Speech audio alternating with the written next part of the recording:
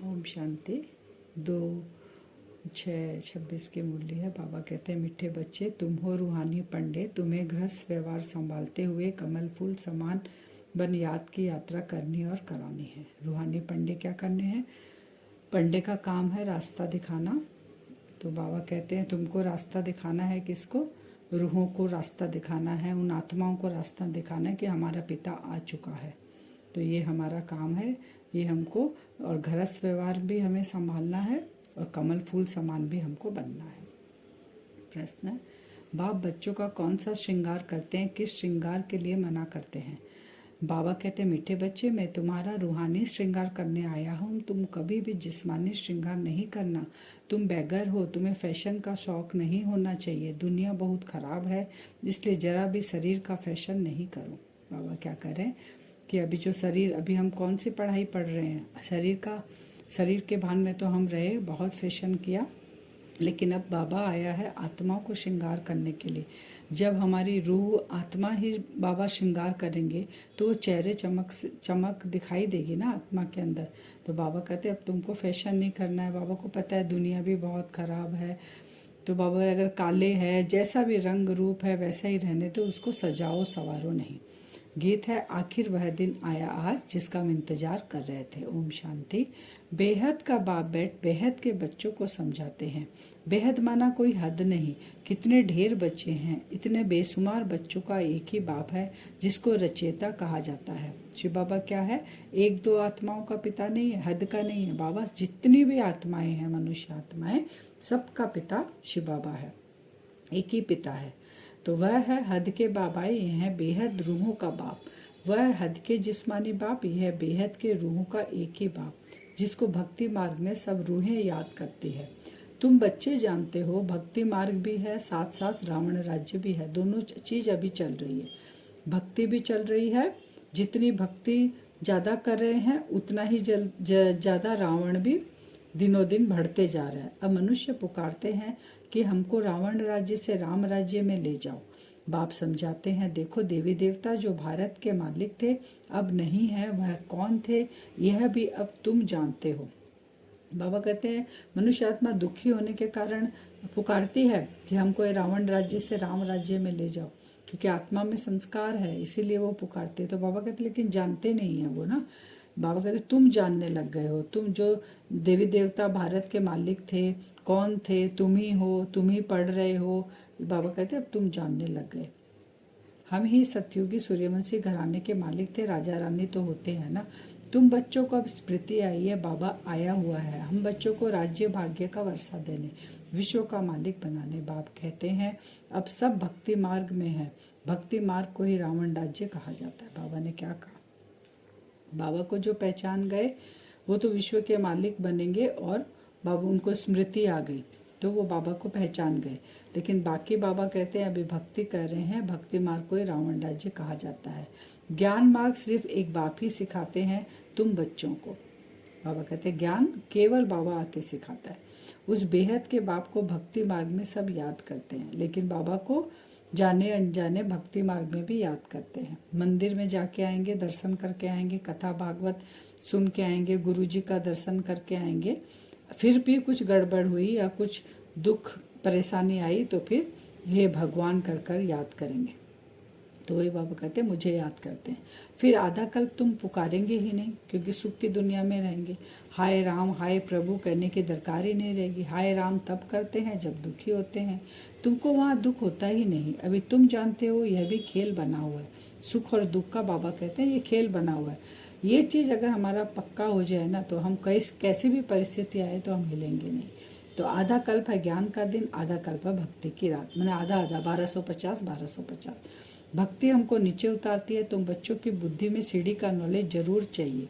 बाप समझाते हैं कि ये 84 जन्मों का चक्र है। इस चक्र को जानने से तुम चक्रवर्ती राजा बनेंगे। चक्रवर्ती राजा कैसे बनेंगे? 84 जन्मों की कहानी जो हम लेते हैं, 84 जन्म, कैसे हम सीढ़ी उतरे, कैसे हम सीढ़ी चढ़ेंगे, ये जो जानते हैं वही चक्रवर्ती राजा बनता है। अब ये कौन जानेगा? जो परमात्मा से जब शिव बाबा आए हैं उनसे जब हम ज्ञान सुनेंगे, वो नॉलेज लेंगे, तभी हम चक्रवर्ती राजा बनेंगे। बाकी कोई देहधारी हमको चक्रवर्ती राजा नहीं बना सकता। इसलिए बाबा चित्र भी बनवा रखे हैं, जिससे सिद्ध हो कि हम इस चक्र को जानने से 21 जन्म के लिए राज्य भाग्य लेते हैं। हम लोग, हमारा चित्र बने हुए हैं ना 7 डेज कोर्स में, तो उससे हम देखेंगे तो जान पाएंगे। अभी तुम बहुत हो गए हो, बाबा कहते, बड़ी रूहानी शक्ति सेना बनी है, तुम सब पंडे हो। बाबा भी पंडा, उनको कहा जाता है गाइड। पंडा अक्षर शुभ है, यात्रा पर ले जाने वाले पंडे होते हैं। यात्री जाते हैं तो उनको एक गाइड मिलता है कि इनको यह सब दिखाओ। तीर्थ यात्रा पर भी पंडे मिलते हैं। बाप कहते हैं जन्म जन्मांतर तीर्थ यात्रा करते आए हो। हम क्या करते आए हैं? तीर्थ यात्रा करते हैं। कहाँ कहाँ जाते थे? अमरनाथ पर जाते थे, तीर्थों पे जाते थे, परिक्रमा लगाते थे। वहाँ जाने समय फिर वही याद रहता था, घर बार धंधे धोरी सबसे दिल हट जाती थी। यहाँ तुमको समझाया जाता है अपने घर गृहस्थ में रहते हुए धंधा धोरी भी करते रहो, फिर गुप्त यात्रा भी करते रहो। बाबा कहते स्थूल में क्या करते थे हम, हद में क्या करते थे? भक्ति मार्ग में यात्राएं करते थे, दूर दूर जाते थे, इस शरीर को इतना कष्ट देते थे, लेकिन मन में क्या चलता रहता था? वही बाल बच्चे, धंधा दोरी। तो बाबा कहते हैं इससे कोई प्राप्ति नहीं होती, इससे हम सीढ़ी नीचे ही उतरते हैं। बाबा कहते हैं घर गृहस्थ में रहो, घर को संभालो, लेकिन यात्रा किससे करनी है? मन और बुद्धि की यात्रा करनी है। सारी विकार कहाँ है? मन के अंदर है। सारी गंदगी मन के अंदर है। तो मन बाबा में जब लगाएंगे तो उससे हम मुक्त होते जाएंगे। ये कितना अच्छा है, जितना बड़ा धंधा करना उतना करो, किसी को मना भी नहीं। बाबा धंधा करने भी मना नहीं करते, लेकिन बाबा कहते धंधे के साथ, कर्म के साथ योग मिक्स कर लो। बाबा की याद रखो। भल अपनी राजाई भी संभालो। राजा जनक को भी सेकंड में जीवन मुक्ति मिली। तुमको कोई बाहर की यात्रा आधी तरफ धक्के खाने की दरकार नहीं। अपने घर बार की भी पूरी संभाल करनी चाहिए। जो सेंसिबल अच्छे बच्चे हैं वह समझते हैं हमको घर गृहस्थ में रहते कमल फूल समान रहना है। गृहस्थ व्यवहार में तंग नहीं होना चाहिए। बाबा कह रहे हैं गृहस्थ व्यवहार में तंग होकर नहीं रहना चाहिए। गृहस्थ व्यवहार में रहते हुए मन बुद्धि बाबा के साथ जुड़ी रहे, माने जोड़ना बाबा के साथ है, और घर गृहस्थ में तोड़ जरूर निभाना है, क्योंकि हम, वो भी तो हमारी रचना है ना, उसको हम छोड़ नहीं सकते। तो कुमार कुमारियां तो जैसे सन्यासी हैं, उनमें विकार है नहीं, 5 विकार से दूर है, तो उनको तो घर गृहस्थी में दिक्कत नहीं होती। तुम बच्चे समझते हो, आज हम सफेद पोष में दूसरे जन्म में स्वर्ग में सोने के चम्मच से दूध पिएंगे। यह तो बहुत ही छीछी दुनिया है, स्वर्ग तो स्वर्ग है, बात मत पूछो। तो बाबा कहते हैं अगर ऐसा सोचे तो मुख मीठा हो जाना चाहिए कि हम कहाँ जाने वाले हैं। क्या उस दुनिया में जाने के लिए अभी लास्ट अंतिम जन्म में क्या हम इतना त्याग नहीं कर सकते जैसा बाबा चाहते हैं? ये त्याग भी नहीं है, छीछी दुनिया। बाबा कहते हैं बस मरी की मरी, तो उससे हमको दिल हटाना है बस। यहाँ तुम बेगर हो, भारत बेगर है, बेगर टू प्रिंस गाया हुआ है। दिन प्रतिदिन बाबा कहते हैं सीढ़ी नीचे ही उतरते रहते हैं। अभी कोई सीढ़ी चढ़ नहीं सकते। अभी क्या है, सीढ़ी उतर रहे हैं ना, भक्ति करते करते करते नीचे आ गए। फिर वहां पे बाबा आके हमको ज्ञान देते, तब हम सीढ़ी चढ़ने लग जाते हैं। तो बाबा कहते हैं 16 कला से 14 कला, फिर 12 कला, फिर 8 कला, फिर 9 कला, कोई कला नहीं। अब नीचे आ गए, एकदम नीचे उतरते ही आते हैं। ये लक्ष्मी नारायण भी पहले 16 कला संपूर्ण थे, फिर 14 कला में उतरते हैं ना। तो बाबा कहते हैं सारे मनुष्य माने देवकुल की आत्माएं भी, जब देवीय गुण थे तब वो देवी देवता थे, लेकिन बाद में जब उनकी कला कम होती गई तो वो भी आज बाबा कहते हैं अभी उनके अंदर भी कोई कला नहीं है। बाबा आके फिर से उन आत्माओं के अंदर वो कला भरते हैं। यह भी अच्छी रीति याद करना है। सीढ़ी उतरते उतरते बिल्कुल ही पतित बने, फिर स्वर्ग के मालिक कौन बनाए? बाबा पूछ रहे हैं कौन बनाएगा स्वर्ग का मालिक? जिसको आधा कल्प से पुकार रहे हो, वो जब आएगा तो वही आके तुम्हें स्वर्ग का मालिक बनाएगा। शास्त्रों में तो लिख दिया सतयुग की आयु लाखों करोड़ों वर्ष है। पूछो सतयुग कब आएगा? कहेंगे अभी 40,000 वर्ष पड़े। तुम सिद्ध कर बतलाते हो कल्प की आयु 5,000 वर्ष है। वह फिर सिर्फ सतयुग को ही लाखों वर्ष दे देते हैं। घोर अंधियारे में कहाँ 5,000 साल, कहाँ लाखों वर्ष। तो मनुष्य कैसे माने भगवान आया होगा? क्योंकि वो तो बोलते ना अंत में भगवान आते हैं, जब कल्प की आयु खत्म हो जाती है तब। तो अभी उनके हिसाब से तो लाखों वर्ष पड़े, इसलिए वो मानते नहीं है कि भगवान अभी आया हुआ है। वह समझते भगवान तब आएंगे जब कलयुग का अंत होगा। अभी तुम बच्चे इन बातों को समझते हो, उनके हिसाब से तो कलयुग अभी 40,000 वर्ष का है। तो विनाश सामने खड़ा है। बच्चों को समझाया जाता है कि विनाश के पहले बाप से वर्षा ले लो, परंतु कुंभकर्ण के नींद में सोए पड़े, तो बेचारे हाय हाय कर मरेंगे। तुम्हारी जय जयकार हो जाएगी। विनाश विनाश में होती ही है हाय हाय, विपरीत बुद्धि हाय हाय करेगी। अभी तुम वो सच्चे की औलाद, सच्चे नरक का विनाश होने बगैर स्वर्ग कैसे बनेगा। बाबा कह रहे विनाश तो होना ही है, सारी आत्माएं को मैं लेने के लिए ही आया हूँ मैं, तो सब आत्माओं को साथ लेकर जाऊंगा, विनाश तो होगा ही, उसमें हाय हाय करने की बात नहीं है। लेकिन जिनको विपरीत बुद्धि ज्ञान नहीं है वो करते हैं। तुम कहेंगे यह तो महाभारत लड़ाई है, उनसे ही स्वर्ग के द्वार खुलेंगे। मनुष्य तो कुछ नहीं जानते, तुम्हारी बुद्धि में है हमको अभी देवीय स्वराज्य का माखन मिलता है। ये हमारी बुद्धि में है कि मक्खन श्री कृष्ण के हाथ में, कहते ना मक्खन खा रहे हैं, तो बाबा कहते हैं वो मक्खन को किसको मिलेगा, तुमको मिलेगा। वह आपस में लड़ते रहेंगे। रूस और अमेरिका बाबा कहते हैं उन लोग आपस में लड़ेंगे और वो जो मक्खन तुमको मिलेगा वो तुमको मिल जाएगा। वह भी मनुष्य, तुम भी मनुष्य, परंतु वह आसुरी संप्रदाय, तुम हो देवीय संप्रदाय। बाबा कहते हैं तुम कौन से संप्रदाय में जा रहे हो, देवीय संप्रदाय में जा रहे हो। सत्युग त्रेता में देवीय संप्रदाय है और द्वापर कलयुग में आसुरी संप्रदाय है। बाप बच्चों को सम्मुख समझाते हैं, तुम बच्चों के अंदर में खुशी रहती है। अनेक बार तुमने ऐसी राजधानी ली है। बाबा ने कहा तुम ही हो, तुम ही वो आत्मा हो। हर 5000 साल के बाद तुम ही ये पार्ट, देवी देवताओं का पार्ट प्ले करते हो, फिर नीचे उतरते हो। ये खेल है, ये खेल चलता है। इस खेल में बाबा कहते हैं मैं भी ड्रामा में बंधा हूँ। हर संगम युग में बाबा को आना पड़ता है। जैसे अभी तुम ले रहे हो, बाबा कह रहे हैं राजधानी ली है, जैसे अभी तुम ले रहे हो वैसे पहले भी हमने ली थी। वो आपस में दो बिल्ले लड़ते हैं, माखन तुमको मिलता है। सारे विश्व की बादशाही का तुम यहाँ आते ही हो विश्व का मालिक बनने। तुम जानते हो हम बाबा से योग लगाए कर्मातीत अवस्था को पाएंगे। वह आपस में लड़ेंगे, एक तरफ लड़ेंगे, एक तरफ हम योग कर रहे हैं, अपनी गुप्त रीति से अपनी राजाई स्थापन कर रहे हैं। हम विश्व की बादशाही पा ही लेंगे, यह तो कॉमन बात है। यह बाहुबल वाले विश्व की बादशाही ले न सके। बाबा कहते हैं बाहु के बल से विश्व की बादशाही नहीं मिलेगी, विश्व की बादशाही मिलेगी योग बल से। तुम योग बल से विश्व के मालिक बनते हो। तुम्हारा है ही अहिंसा परमो देवीय धर्म। दोनों हिंसाएं वहां होती नहीं। सतयुग में बाबा कहते हैं अभी तुम अपनी राजाई कैसे ले रहे हो, क्योंकि जो हम अभी कर रहे हैं उसकी प्रारब्ध हमको भविष्य में मिलेगी, तो बाहुबल से तो मिलेगी नहीं। बाबा कहते हैं अहिंसा परमो धर्म, देवी धर्म, अहिंसा कर ही नहीं सकते। तो दो हिंसा बाबा कहते हैं ना, हिंसाएं होती है, एक मन से होती है और एक स्थूल शरीर से होती है। तो हम दोनों से ही अहिंसक बन गए हैं, हम दोनों से ही हिंसा नहीं करते हैं, और ना सतयुग में ये दोनों होती है। तो काम कटारी की भी हिंसा सबसे खराब है, जो तुमको आदि मध्य अंत दुख देती है। इसीलिए बाबा हमको यहाँ पवित्र बनाते हैं, कमल फूल समान घर गृहस्थी में रहना सिखाते हैं। ये किसी को पता नहीं रावण राज्य कब होता है, अभी पुकारते हैं आकर हमको पावन बनाओ, तो जरूर कभी पावन थे। आत्मा में संस्कार है तभी तो आत्मा पुकार रही है ना कि पावन बनाओ। भारतवासी बच्चे ही पुकारते हैं दुख से लिबरेट करो, शांति धाम ले चलो, दुख हर कर सुख दो। श्री कृष्ण को हरि भी कहते हैं। बाबा हमको हरि के द्वार ले चलो, ऐसे पुकारते हैं। तो हरि का द्वार है कृष्णपुरी, यह है कंसपुरी। बाबा को बुलाते हैं कि हमको यहाँ से निकालकर सुख की दुनिया में ले चलो, हरि के द्वार।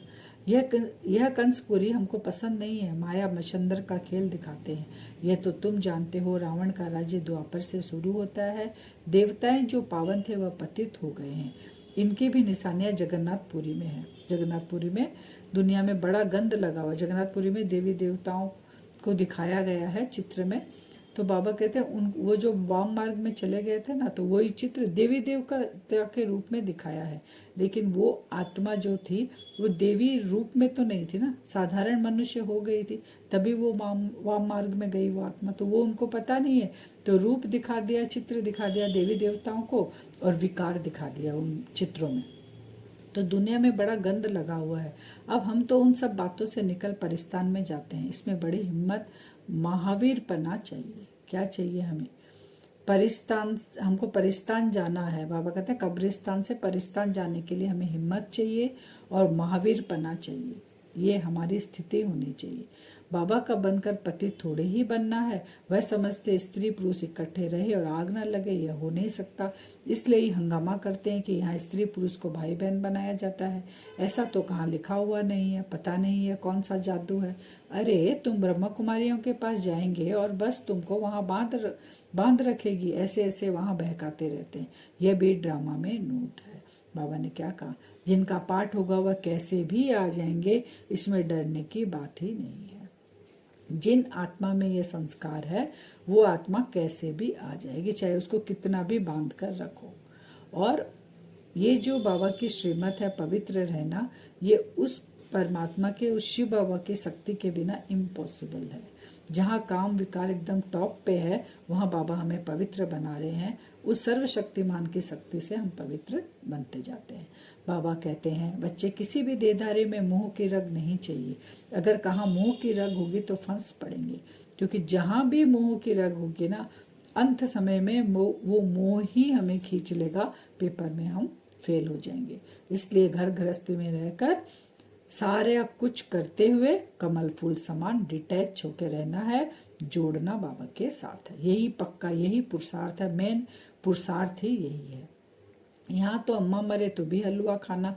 बाबा सामने बिठाकर पूछते हैं कल तुम्हारा कोई मर जाए तो रोएंगे तो नहीं, आंसू आया तो फेल हुए, एक शरीर छोड़ दूसरा लिया, इसमें रोने की बात क्या है। क्योंकि हमें नॉलेज है ना कि ये जो शरीर छूट कर गया है, ये शरीर कहाँ जाएगा, फिर बच्चा बनकर आएगा।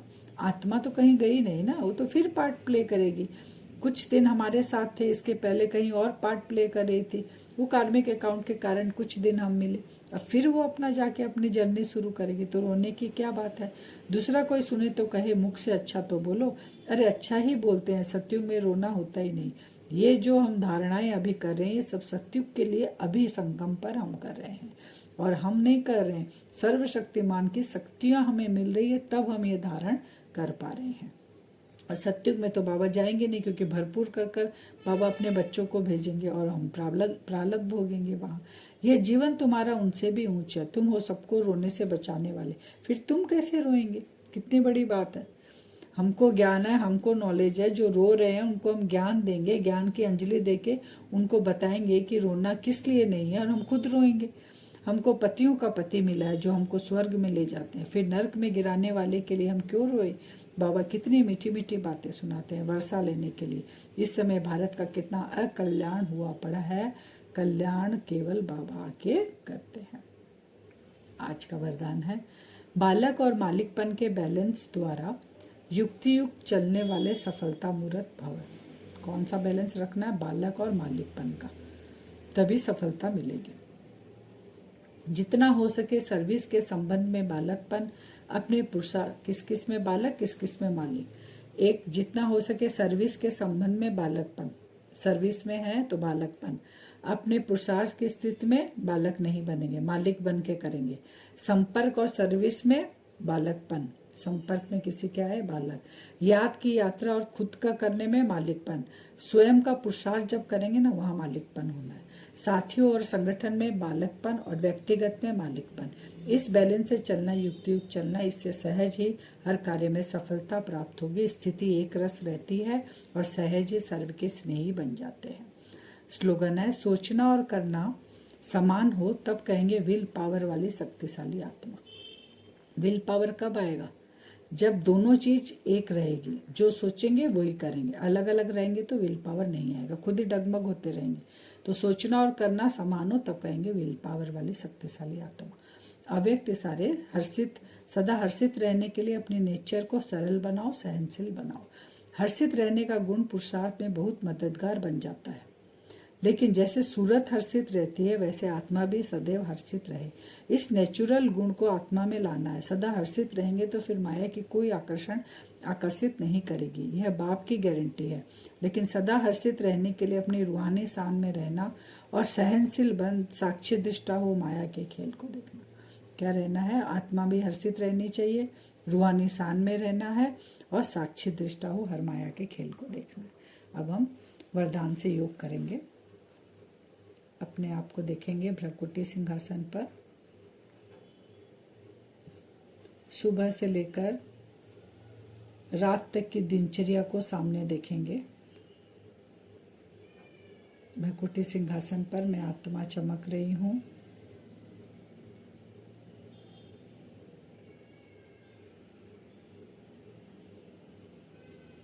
बाप दादा का आह्वान करेंगे। बाबा,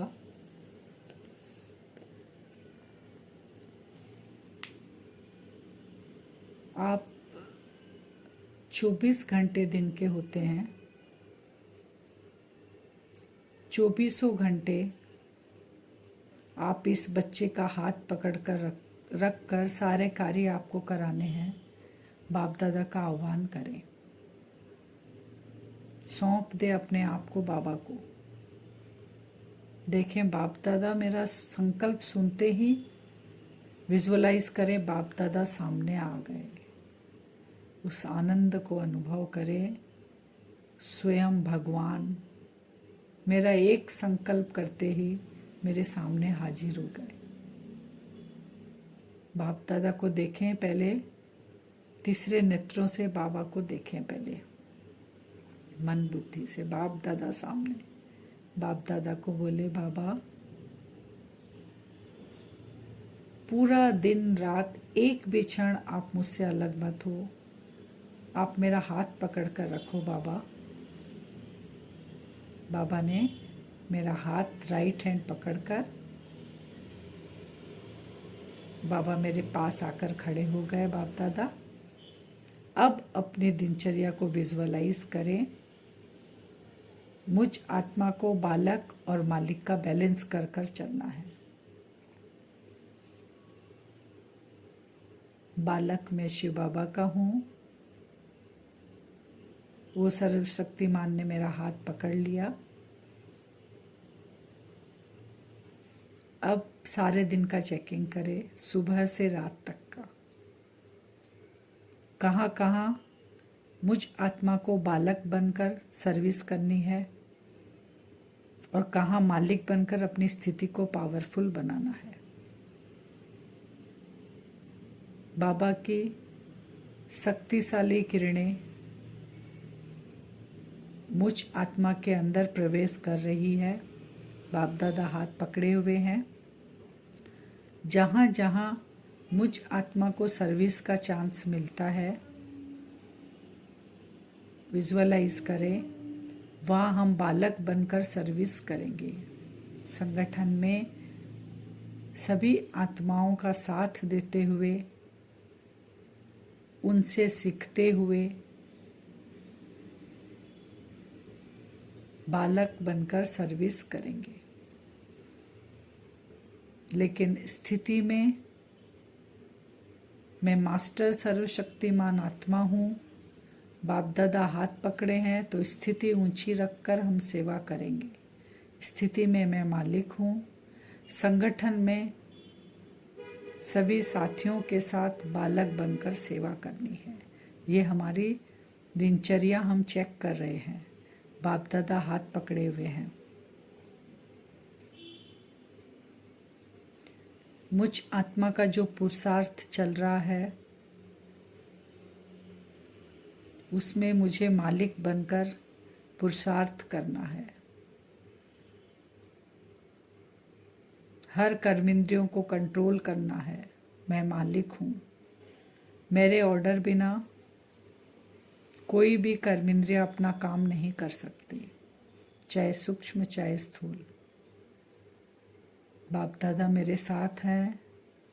उस मालिक का मैं बच्चा हूँ। ये तो हमें हर क्षण याद रखना है। बाप दादा मेरा हाथ पकड़े हैं। मैं आत्मा अपनी ही रचना का मालिक हूँ। ये मालिकपन की स्थिति में हमें स्थित होना है। सारा दिन हर कार्य में ये बैलेंस कर कर हमें चलना है, बालक और मालिकपन का। और बाप दादा तो 24 आवर्स मुझ आत्मा के साथ हाथ पकड़कर चल रहे हैं। ये विजुअलाइज 24 आवर्स करना है कि बाबा मेरे साथ है। ओम शांति।